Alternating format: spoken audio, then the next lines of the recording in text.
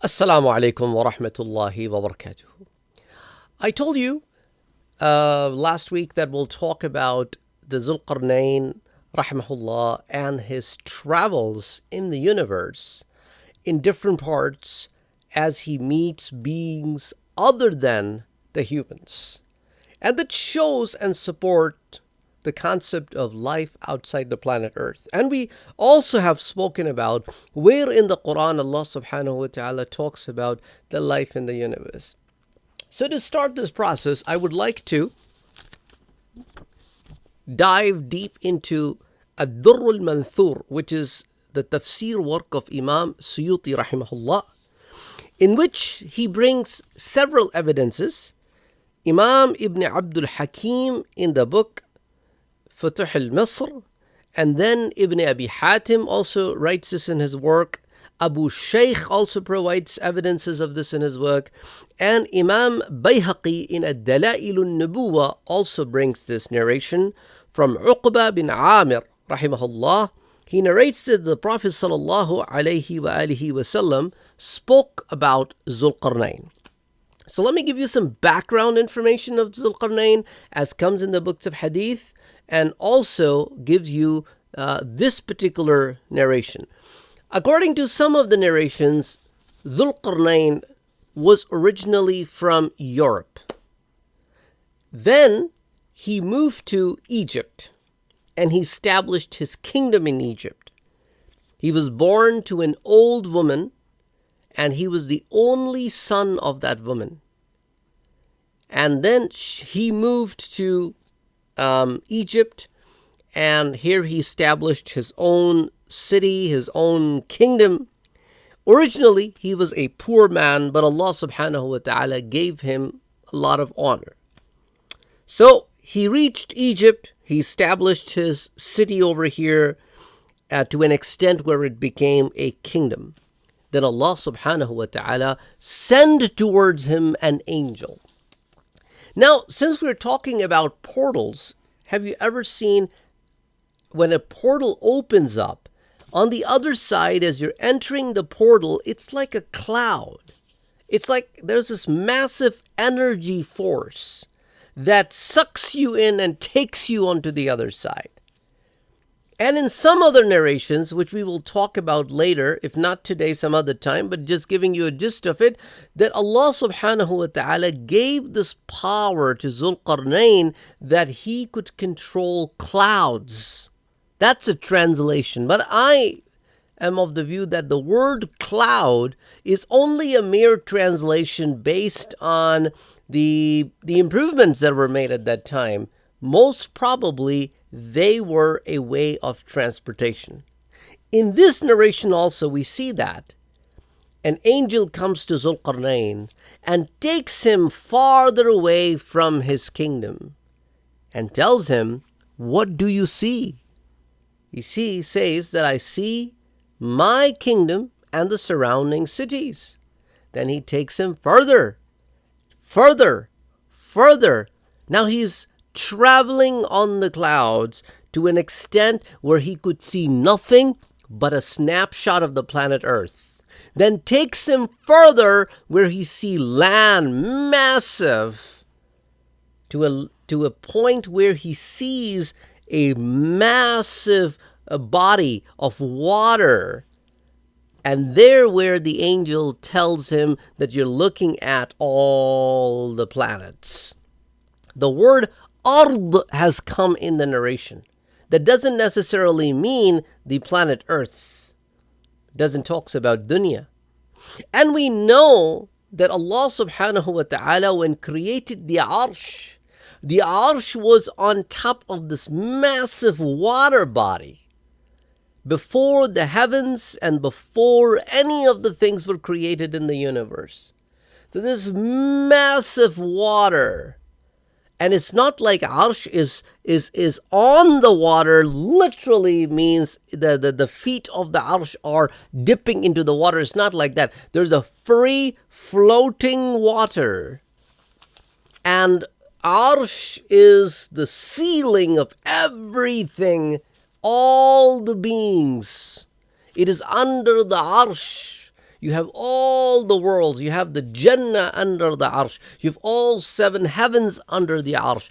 I ask you that should I talk about Arsh and Kursi in a separate lecture, and some of you expressed that yes, we want to learn about it. So we will talk about the details of that some other time. But just for your understanding, so he takes him to that point.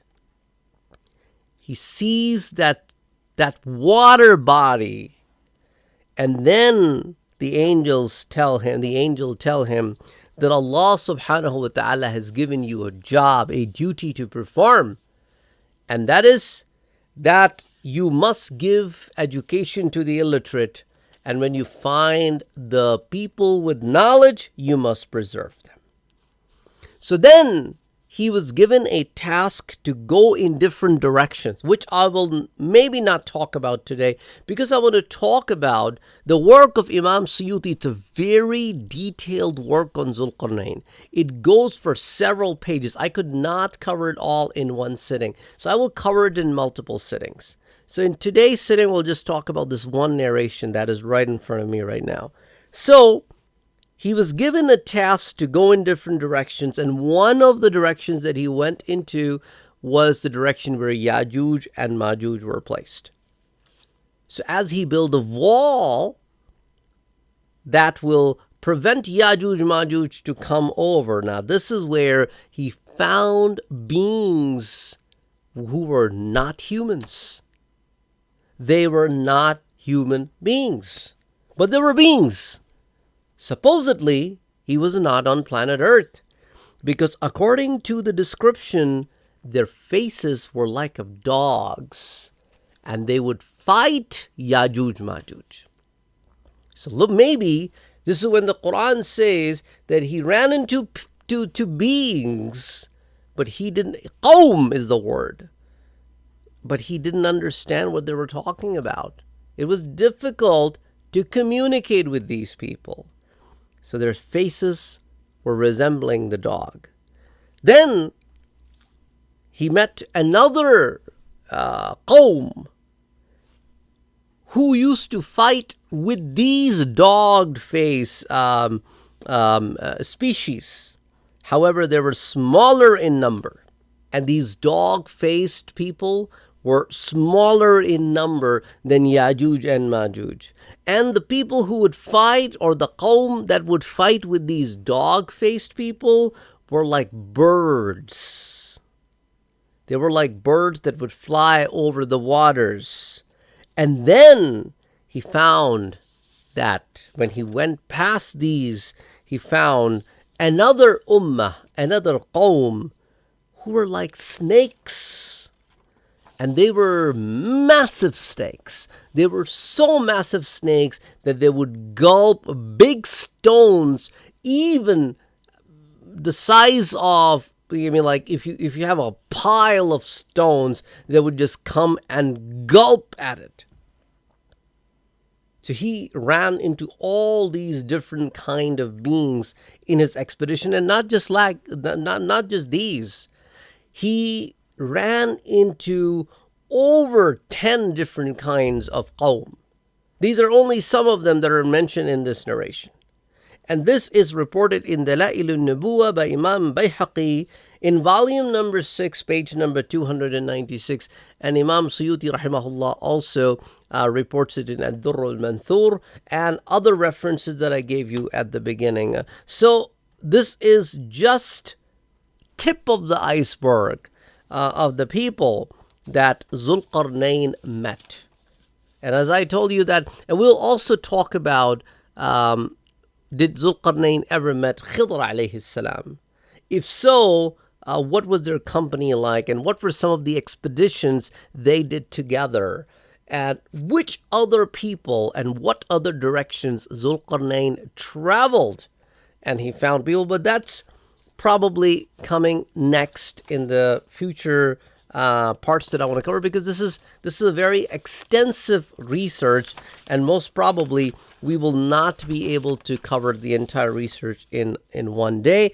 But Imam Ibn al-Mundhir, Ibn Abi Hatim, and Abu Shaykh rahimahumullah reports it from Ibn Ishaq that Zulqarnain was a pious person who was living in modern day Egypt. What was his name? His name was Marziya bin Marziya, and he was from Europe. And he was from the children of Yunan bin Yafith bin Nuh. So he was from the descendants of Nuh alayhi salam. Imam Abu Shaykh and Ibn Murduyya rahimahullah have also reported this from Ubayd bin Umayr rahimahullah that Zulqarnain went for Hajj, and he went on Hajj on foot. He didn't ride, to show his humbleness. And that was the time of Ibrahim alayhi salam. He listened to the Ibrahim alayhi salam speeches, and he also met Ibrahim alayhi salam. Allahu Akbar, Allahu Akbar. Imam Ibn Abi Hatim is also of the view that Zulqarnain grew to become a very famous politician, and he was responsible for doing a lot of great things in the Western world or the European area. And Allah subhanahu wa ta'ala ordered the cloud to listen to Zulqarnain. And he was given a choice. Do you want to pick cloud or not pick cloud? He chose to control the clouds. Now that's the translation. You never know what is the actual word for that cloud. Maybe he was given access to portals, and he was traveling through the portals from one place to another and meeting other beings of Allah subhanahu wa ta'ala. Well, till next time, we will talk more about some of the other details that come our way. Assalamu alaikum wa rahmatullahi wa barakatuhu. Don't forget to like, share, subscribe, or follow. If you're not already subscribed to our YouTube channel, Thinking Muslim, please do so, because these videos are shared on both TikTok and YouTube. If TikTok gets banned in America, then you will still be able to connect with us through our YouTube channel. So, let us know in the comment section below. I hope it was a good learning video for you guys. Assalamu alaikum.